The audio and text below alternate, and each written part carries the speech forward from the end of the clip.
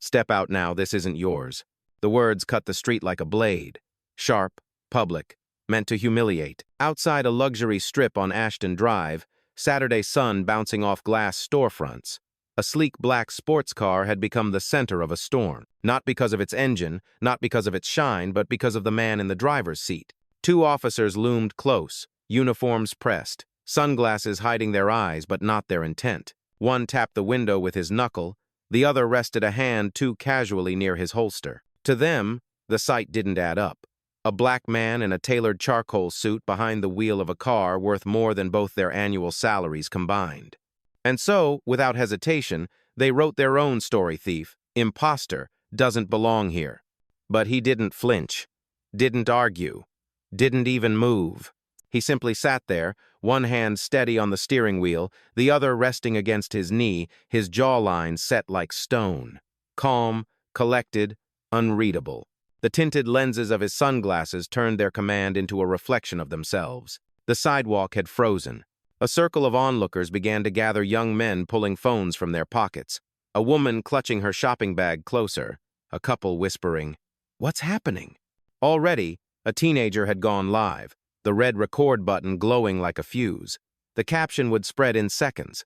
Black man pulled from exotic car in front of Ashton Drive boutiques.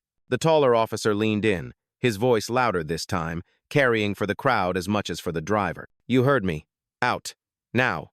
Don't make this harder than it needs to be." Gasps rippled when the man behind the wheel still didn't move. His silence wasn't defiance, it was something heavier, denser, like a storm waiting to break. This wasn't the first time, and you could see it in his stillness. That exact stillness a decade ago when a dealer told him, "You don't look like a buyer." That stillness at 23 when a loan officer marked his file high risk before even reading it. That stillness at 30 when security questioned how he could afford the keys in his pocket. Always the same words, always the same look, and now, here it was again. But this time, the stage was larger. The cameras were already rolling. One officer motioned toward the crowd, shouting, "Ladies and gentlemen, stand back. This man is under suspicion of auto theft." His words echoed off stone walls, heavy with assumption. A woman muttered, "That's his car. I saw him park it earlier." Her voice was small against the uniform's authority, but the phones caught it all. And still he sat there, shoulders squared, heartbeat invisible. Because what the crowd didn't know, what the officers couldn't imagine, was that this man wasn't running from exposure. He was waiting for it. Before we continue, where are you watching from? Drop your city or country in the comments below. And if you believe in dignity and justice, hit like and subscribe. These stories spark change. And we're glad you're here. Now, back to him. His hand slid slowly from the wheel to the door handle, not to step out, not to surrender, but to steady himself. Behind the dark lenses, his eyes tracked the officers, measured the crowd, and locked on the truth. This confrontation wasn't about a car, it was about belonging. And in less than 15 minutes, everyone watching on the sidewalk, behind the screens, even in uniform, would learn exactly who belonged here. The man in the driver's seat was no ordinary passerby. His name unknown to the crowd, hidden from the officers, was Michael Grant, 52 years old, calm as steel, and quietly one of the most powerful men in the city. But in this moment, in that polished sports car parked neatly along Ashton Drive, he looked like nothing more than a well-dressed stranger surrounded by suspicion. He had chosen that suit deliberately. Charcoal gray, sharp lines, no flashy patterns, a crisp white shirt, black tie. Simple cufflinks that caught just enough light to suggest elegance but not excess. To most, he looked like a man on his way to a meeting. To the two officers circling him, he looked like a man who didn't belong behind the wheel of a $200,000 machine. Michael had planned this drive. He had bought the car only 3 weeks earlier, straight from a boutique dealership across town, one his company quietly held a stake in. The paperwork was real, the plates registered under his name, the financing non-existent because he had paid in full. But he knew the image of a black man in a luxury vehicle was, in some people's eyes, a contradiction. And contradictions invite confrontation. His decision to drive today wasn't random. He had left the chauffeur at home, left the security detail trailing at a distance. He wanted clarity. He wanted to see if the city he had poured decades into still looked at him the same way it looked at him when he was 25, when he walked into a showroom in Chicago and a salesman said, "Son, These cars aren't for test drives. Now, decades later, the world was supposed to have changed. Yet here he was, seat reclined just slightly, fingers resting against the leather wheel, while armed officers questioned the legitimacy of his very existence in that car. A murmur from the sidewalk pierced his thoughts. A boy, maybe 16, whispered to his friend, "Bro, I think that's his car. Look at the plates." The friend shrugged, eyes glued to his phone, already scrolling through livestream comments piling up with every second. Michael inhaled slowly. Not irritation, not fear, calculation. Because every second he stayed silent, every second he didn't break character, the weight shifted, from defense to anticipation, from accusation to spectacle. He remembered his father's words at 17. There will be rooms where your skin walks in before your name does. Don't let them read the wrong story. That memory sat with him now, pressing against his ribs as surely as the badge pressed against the officer's chest. The officers couldn't read his story, not yet. To them, he was just another suspect. To the crowd, he was a man under siege. But to himself, he was the test, the mirror, the reckoning. He leaned back, letting the leather seat cradle him. His sunglasses reflected the flashing phone screens, the gathering faces, the growing tension. The only movement he made was the faintest adjustment of his wristwatch, a gesture so small it might have been habit. But it wasn't habit. It was preparation. Because Michael Grant knew something no one else on that street understood yet. This wasn't just about a car. It was about a city, a system, and the people sworn to protect both. And within minutes, the system would learn who it had tried to humiliate. The taller officer shifted his stance, boots scraping asphalt, and bent closer to the tinted glass. His badge caught the sun like a blade. "Sir, I'm not going to ask again. Step out of the vehicle. Papers like these don't match men like you." The shorter one circled to the rear, eyes narrowed, fingers grazing the metal of his holster as if rehearsing authority. He muttered, low but audible enough for the crowd. "Probably borrowed it for a joyride. Happens all the time." Phones lifted higher. Someone in the crowd gasped.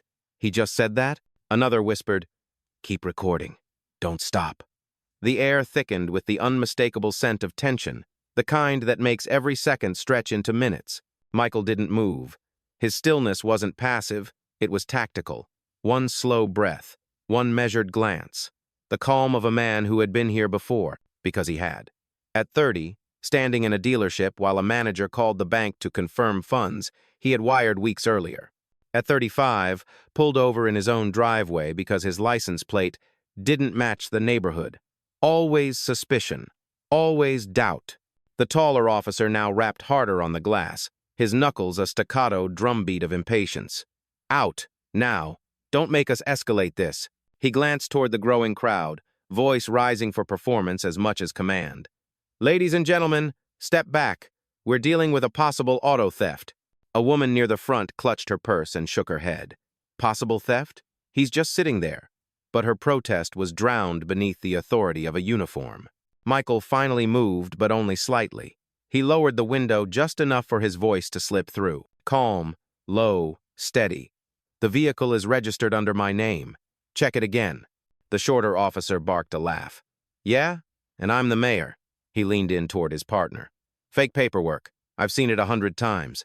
His voice wasn't private. He wanted the crowd to hear. He wanted the doubt to spread. Gasps rippled.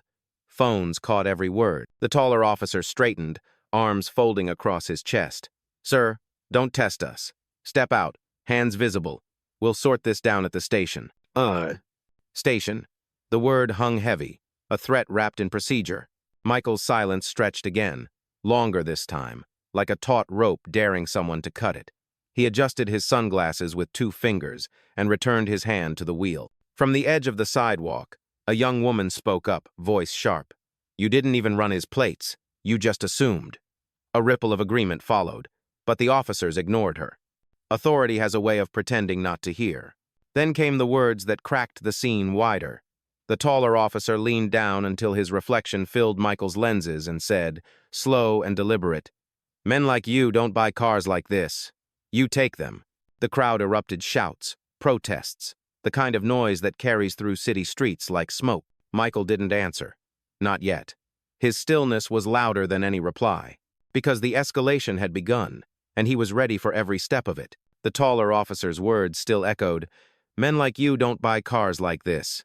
You take them. It landed on the crowd like a stone shattering glass, sharp, ugly, undeniable. But inside the car, Michael Grant didn't twitch, not a muscle. He simply sat, framed by leather and glass, a silhouette of composure. The officers' voices rose, but his silence became the center of gravity, pulling every eye, every camera, every gasp toward him. He adjusted his breathing, slow and measured. Inhale, hold, exhale. To the untrained eye, it looked like indifference, but to Michael, it was discipline. He had learned decades ago that anger gives them ammunition. Stillness takes it away. The crowd's murmur turned restless. A young man near the curb whispered, "Why isn't he saying anything?" His friend, phone angled high, shook his head. "Because he doesn't have to. Look at him. He knows something." The shorter officer slammed a palm against the hood, metal ringing through the street. "You hear me? Out now or we'll drag you out." His voice cracked with more than authority, with frustration. Silence was not the response he expected. Silence unsettled him. Michael's eyes remained hidden behind his lenses, but beneath them, his gaze didn't waver. He studied the reflection of the officer's badge glinting in the sun, the tremor in the man's jaw, the way authority was starting to lean into desperation. He remembered another silence years ago, standing in line at a luxury retailer when a clerk skipped him for the 4th time, pretending he wasn't there. He hadn't shouted then either. He had waited, endured the sting, and then bought the entire chain 2 years later.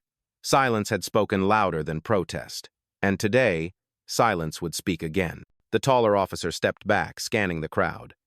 "Ladies and gentlemen, this individual is refusing lawful orders. We may need backup." His voice carried through the air like a stage actor projecting lines, but cracks of doubt slipped into the edges. Phones rose higher. A woman muttered, "Refusing what? He's sitting in his own car." Another man added, "They're escalating this for no reason." Michael finally shifted, just slightly. He placed both hands calmly on the steering wheel, fingers spread, posture deliberate. Not surrender, statement. The gesture said, "I have nothing to hide." The silence deepened. Even the crowd felt it, a stillness heavier than shouting, stronger than argument. The shorter officer scoffed, stepping toward the door. "He's mocking us."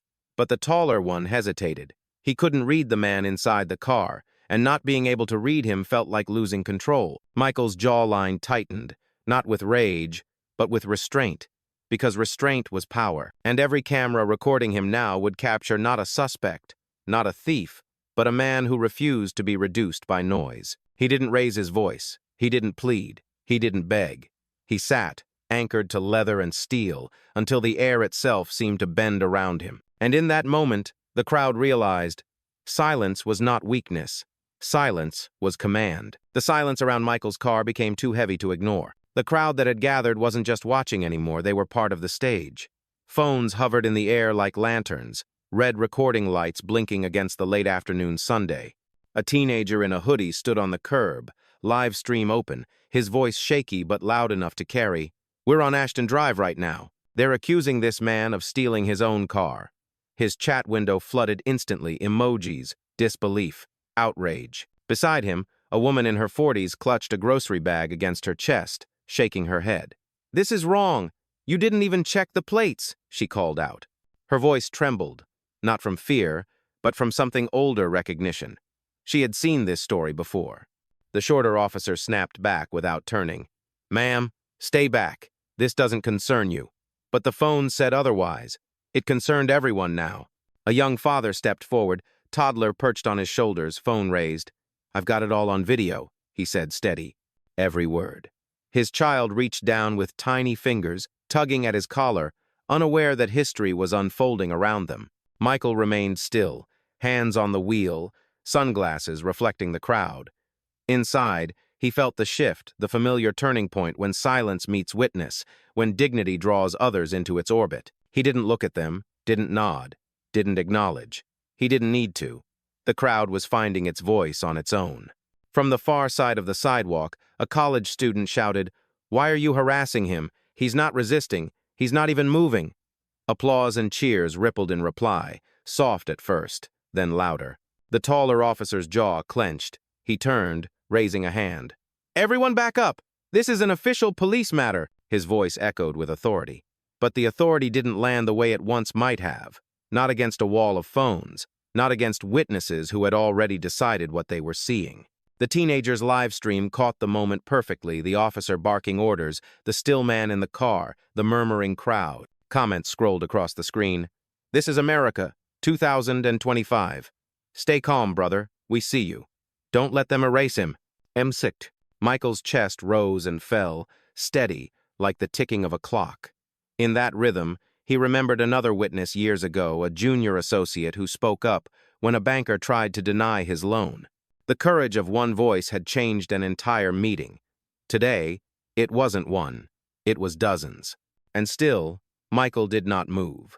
The weight of his silence, amplified now by the chorus around him, pressed harder against the officer's narrative, because the story was no longer theirs to control. The street noise shifted suddenly, boots against asphalt, radios crackling, a heavier voice cutting through the air.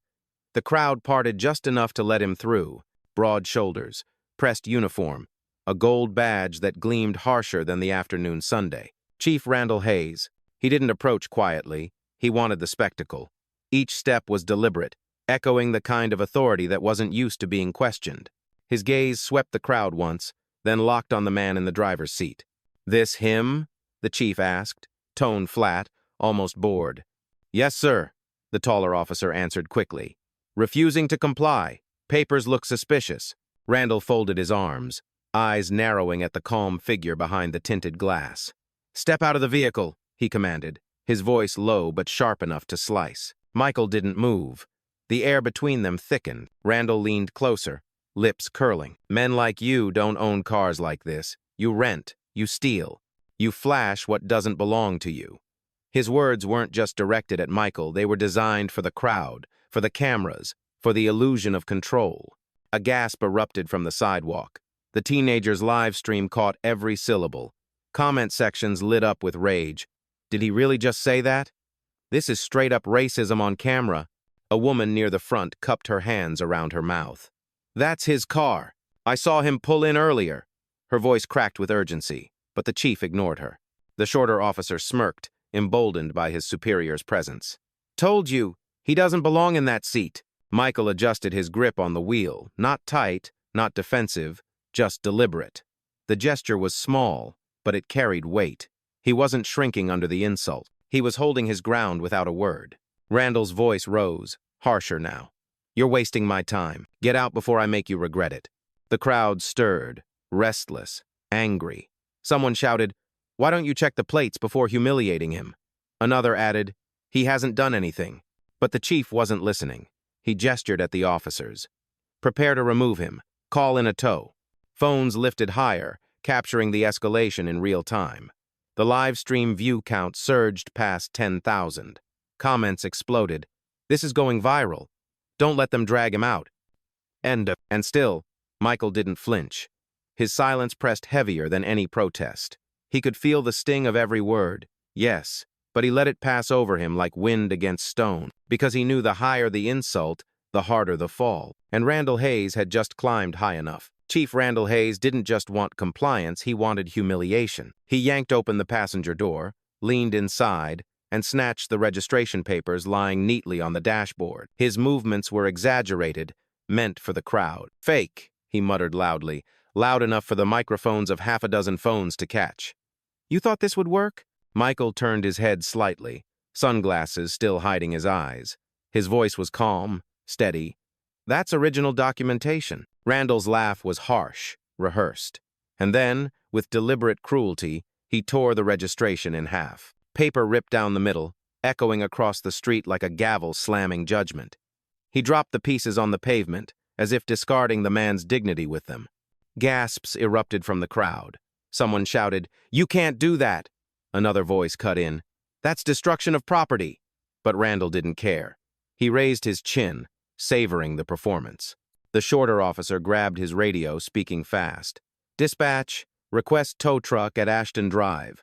Possible stolen vehicle, immediate removal."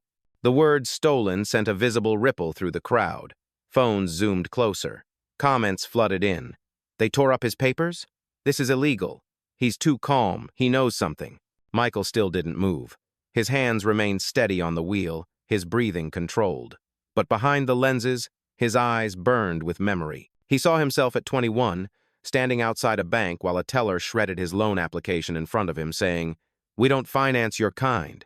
That sound, the tearing of paper, wasn't new. It was history repeating. Randall stepped back, dusting his hands as if he had disposed of trash. "Tow's on the way. You can explain your little stunt from a holding cell." The taller officer added fuel, smirking at the crowd. "Folks, this is why you don't trust appearances. Looks sharp, but it's all a front." The crowd erupted with anger. "That's racist," someone shouted. A chorus followed. "Check the system. Run his plates properly. He hasn't done anything." But Randall raised a hand, silencing nothing but pretending he had. "This vehicle will be impounded. And as for you," he sneered, leaning toward Michael again, "I'd start thinking of a lawyer." The livestream numbers soared 15,000, then 20. Chat windows filled with fire emojis, disbelief, rage. The world was watching a man's dignity shredded along with his paperwork. And through it all, Michael's silence deepened. Every insult, every torn fragment of paper, every false word stacked against him, and still he didn't rise, didn't shout, didn't break. Because he knew something the chief didn't. The tow truck might have been on its way, but so was justice. The torn papers fluttered at Michael's feet like broken feathers. The chief smirked, satisfied, certain the performance was complete. But Michael knew better. The act wasn't the finale, it was the trigger. Slowly, with deliberate calm, he reached for the phone resting in the console. Not rushed, not defensive, just precise. The crowd hushed, sensing the shift. Cameras angled closer. One swipe. One tap. The screen lit, and a voice answered instantly. "Mr. Grant?" Michael's tone was quiet, steady, almost conversational. "Activate protocol." On the other end, his assistant didn't hesitate. "Understood. Logging this as Incident 12. Systems are live." The taller officer frowned. "What's that supposed to mean?" He leaned toward the chief, whispering, but Randall waved him off. Michael didn't explain. He didn't need to. He simply placed the phone on the dashboard, speaker open, so every word carried into the crowd and the cameras. The assistant's voice came crisp and professional. "Timestamp recorded. Legal counsel notified. City Hall already pinged. Do you require media sync?" Randall's smirk faltered. "Media what?" Michael remained still, his hands resting back on the wheel. His silence was louder than explanation. The assistant continued. "Also, board liaison online. They've requested confirmation before escalating to Oversight Committee." The crowd buzzed, confused, curious. Oversight Committee? Board liaison? What exactly was happening? The shorter officer scoffed nervously, trying to regain ground. "He's bluffing. Just making noise." But the live stream chat was already exploding. "Wait, did he say Oversight Committee? Who is this guy? This feels bigger than a traffic stop." Michael tilted his head slightly, his voice finally breaking the silence. Low, calm, irrefutable. "Confirm escalation." The assistant's tone sharpened. "Confirmed. Protocol Alpha. All communications logged. Notifications sent to Mayor's office and Internal Affairs. ETA 5 minutes. Randall's confidence cracked. His eyes darted to the officers. "Shut that off. Now." But Michael didn't move. He didn't have to. The phone sat glowing on the dash, carrying every word into the hands of thousands watching live. From the sidewalk, the teenager shouted into his stream, "Yo, did you hear that? He just called Internal Affairs." The crowd rippled with murmurs, disbelief shifting into awe. Randall's voice rose, harsher, desperate. "You think this scares me? I run this precinct?" Michael turned his head slowly, his voice like a weight dropped into silence. "No. You report to people who answer to me." The words weren't shouted. They didn't need to be. They landed with the precision of a gavel. And for the first time that afternoon, the chief's face paled. Because Michael Grant wasn't just a man in a car. He was the storm he had just summoned. The phone on the dashboard buzzed again, this time with a second voice joining the line, confident, official, unmistakably corporate. "Mr. Grant, this is Carla Reynolds, liaison to the City Oversight Board. We've received your authorization. Do you want me to proceed with full disclosure?" Michael shifted slightly in his seat, finally lowering his sunglasses just enough for his eyes to meet Randall Hayes through the open door. Calm, sharp, final. "Yes," he said. Carla's voice carried into every recording phone, every live stream, every stunned ear on the sidewalk. Attention! Michael Grant is not under suspicion. He is the majority shareholder of Grant Automotive Group, the same corporation that supplies more than half of the city's police vehicles. He also sits on the Oversight Committee for Departmental Conduct. This entire incident is being logged and reviewed live. The street fell silent. For a moment, even the tow truck siren in the distance seemed to choke on its own breath. The crowd erupted next, not in chaos, but in revelation. "Wait, he owns the company?" a man shouted. "That's the guy from Forbes," a woman exclaimed, clutching her phone tighter. The teenager's live stream exploded with comments. "Bro, what? Police messing with the man who pays for their cars?" Randall staggered back half a step. That's impossible." His voice cracked, stripped of its former command. Michael finally pushed the door open and stepped out, every movement precise, controlled. He stood tall, suit catching the sunlight, no longer just a silhouette behind glass. "You tore up documents with my name on them," he said evenly, his voice carrying like a verdict. "You called me a thief in front of cameras, in front of witnesses, in front of the very citizens you swore to serve." The taller officer's face drained of color. The shorter one looked down, suddenly fascinated with the cracks in the pavement. Randall tried to muster defiance. You can't just—" But Michael cut him off, words sharp and undeniable. "I can, and I will, because this car isn't stolen. It was custom built under my company's brand. Your precinct drives 50 of them, and I approved the contract myself." Gasps tore through the crowd. Phones zoomed closer, capturing the moment the narrative shattered. Michael's gaze swept across the officers, then landed back on Randall. "You thought silence meant weakness, but silence is what gave you enough rope to hang your own career." The line stayed open on the dashboard. Carla's voice came through again. "Mr. Grant, confirmation, the mayor's office is online. Internal Affairs is reviewing live. Orders will follow." Randall's jaw went slack. His authority, once heavy as armor, now weighed nothing, because in a single breath, Michael Grant had rewritten the scene. No longer a suspect, no longer a target, but the man who owned the very system standing against him. The street, moments ago roaring with accusation, now drowned in disbelief. The revelation hung in the air like thunder that had already struck, leaving only the echo behind. The taller officer's face drained of all color. His arms, once crossed in rigid defiance, dropped uselessly to his sides. His eyes darted between Michael, the phones, and the shredded papers still scattered across the asphalt. It was as if every word he had spoken moments earlier had turned into a live wire in his hands. The shorter officer stepped back, shaking his head, whispering under his breath, No, this can't be real." He looked at the badge pinned to his chest as though it had betrayed him. His confidence, built on arrogance and assumption, cracked and spilled out in silence. Chief Randall Hayes stood frozen. The gold on his badge seemed dull now, the weight of his authority crumbling in front of thousands of witnesses. He opened his mouth to speak, but no words came. The crowd filled the silence for him. "He owns the company!" someone shouted. "You tore up his papers," another added. "This is the man paying for your squad cars." The teenager's live stream scrolled faster than eyes could follow. "He's the CEO! Bro, the chief just ended his own career live. I'm saving this video before it gets deleted." Randall's lips moved, desperate to reclaim ground. This is some kind of trick." But even his own officers didn't look at him anymore. Their eyes avoided his, filled with shame and fear. A woman stepped out from the crowd, her voice fierce. "I saw you tear up his documents. You treated him like a criminal when he was sitting in his own car. What do you have to say now?" Randall tried to square his shoulders, but the authority was gone. His posture was armor, with no steel beneath it. Michael remained steady, his presence magnified by stillness. He didn't need to shout, didn't need to gloat. The truth had already dismantled them. The taller officer fumbled for words. "Sir, we didn't know." Michael's head turned, sharp and controlled. "You didn't want to know." The shorter officer swallowed hard, looking to the chief for guidance. None came. Randall's eyes were glassy, his hands trembling, his career disintegrating in real time. From the crowd, applause erupted slow at first, then swelling. Phones tilted higher, capturing not just the humiliation of authority, but the triumph of dignity. A chant began softly, almost hesitant. "Justice, justice, justice." Randall staggered back, his chest heaving. The command presence he had wielded like a weapon moments ago was gone. The crowd no longer feared him.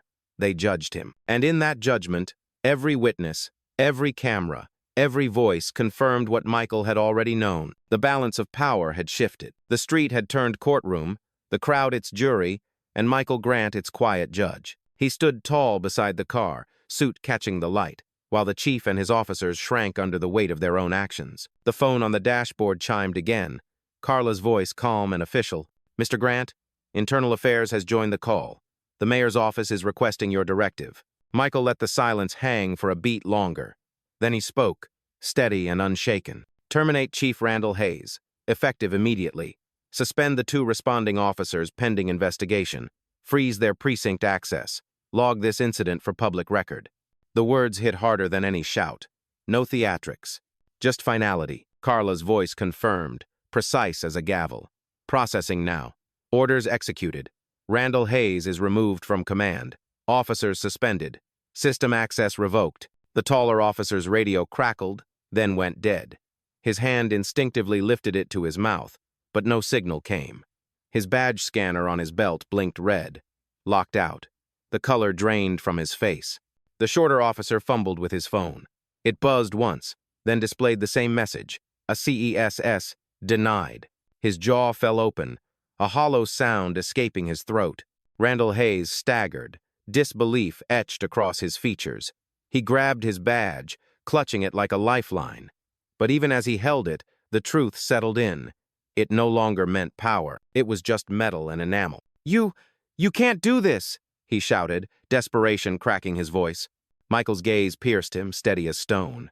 "I already have." Gasps rolled through the crowd, followed by cheers. A woman clapped. A man raised his fist. Phones shook as live streams caught the exact second power changed hands. Randall's legs buckled slightly, as though the weight of disgrace was heavier than the badge he had once flaunted.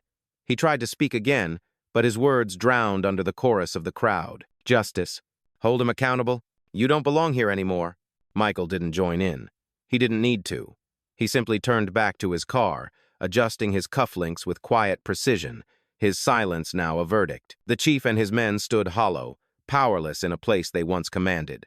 The crowd, once passive, had become witness and voice, sealing the punishment with their applause and their recording screens. And Michael Grant, without raising his voice, without lifting a hand, had ended careers in real time. It wasn't revenge, it was correction, and it was final. The noise of the crowd swelled cheers, applause, voices rising with vindication. Phones hovered like a constellation of judgment, capturing every flicker of the moment. Michael Grant stood unmoved, the axis of calm in a storm of reckoning. Randall Hayes slumped, stripped of authority, the 2 officers beside him pale and broken, their radios dead, their badges meaningless. The stage was complete, humiliation on one side, dignity on the other. Michael stepped forward, his shoes clicking against the asphalt, each step a punctuation mark. He faced the crowd not to seek validation, not to bask in triumph, but to deliver truth. "I didn't need to shout," he said, voice steady, carrying like a drumbeat. "I didn't need to fight. I let their own words tell the story." The street hushed. Even the cheers fell silent, drawn into his gravity. "This car isn't just mine. It's a symbol of what I built when the world said I couldn't. They looked at me and saw a thief, but I am the reason their department runs.